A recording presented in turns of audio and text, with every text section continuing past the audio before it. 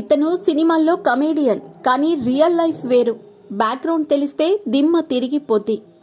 సినీ పరిశ్రమలో స్టార్ నటీనటులకే కాదు, స్టార్ కమేడియన్లకు కూడా బాగా డిమాండ్ ఉంటుంది.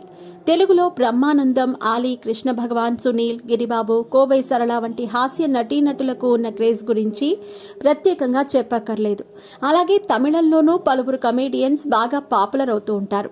వెండి తెరపై ఎందరో నటీనటులను చూస్తూ ఉంటాం. వీరిలో కొందరు స్టార్ హీరోలు, హీరోయిన్లు కాగా మరికొందరు కమేడియన్లుగా, ప్రముఖ క్యారెక్టర్ ఆర్టిస్టులుగా, విలన్లుగా ప్రేక్షకులకు దగ్గరవుతూ ఉంటారు.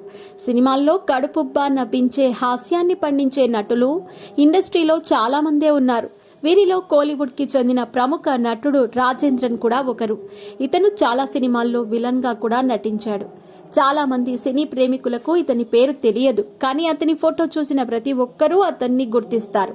ఎందుకంటే రాజేంద్రన్ చాలా మంది స్టార్ హీరోల సినిమాల్లో విలన్ గా నటించాడు. అంతేకాకుండా కామెడీతోనూ ప్రేక్షకులను మెప్పించారు. ఓ సినిమా షూటింగ్ లో ఉండగా రాజేంద్రన్ ఒక ప్రమాదానికి గురయ్యారు. చెన్నైలోని కాలాపేటలో ఓ నటుడితో ఫైట్ సీన్ జరుగుతూ ఉండగా పక్కనే ఉన్న చెరువులో రాజేంద్రన్ పడిపోయారు. ఆ చెరువులో రసాయనాలు కలవటంతో రాజేంద్ర జుట్టు పూర్తిగా రాలిపోయింది. అందుకే అతనికి ఒక కనుబొమ్మ కూడా ఉండదు. అలాగే అతడి వాయిస్ కూడా మారిపోయింది. రాజేంద్రన్ తన కఠినమైన స్వరంతో అలరిస్తూ ఉంటాడు. కొన్ని ఆరోగ్య సమస్యలు నేటికి ఆ నటుడిని వేధిస్తున్నాయి.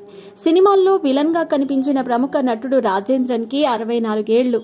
తమిళనాడులోని తొట్టుకుడిలో 1957 జూన్ 1న జన్మించిన రాజేంద్రన్ పూర్తి పేరు మొట్టా రాజేంద్రన్.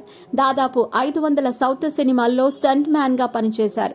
ఆ ప్రమాదం అప్పటి నుంచి సినిమాలకు దూరమై కొన్నాళ్ల పాటు ఆర్థిక సమస్యలు ఎదుర్కొన్నాడు.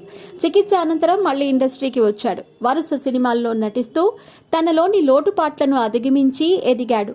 రాజేంద్రన్ తొలిసారిగా 2003లో పితామగన్లో నటించారు.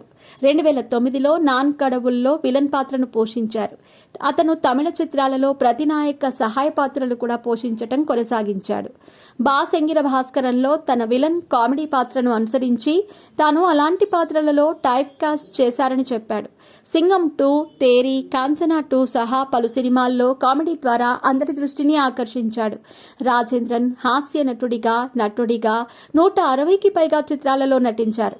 ప్రస్తుతం రాజేంద్రన్ వద్ద 15 కోట్ల రూపాయల విలువైన ఇల్లుంది. అతని వద్ద 3 లగ్జరీ కార్లు కూడా ఉన్నాయి. ఇలా కోట్ల ఆస్తికి యజమాని అని తెలుస్తోంది.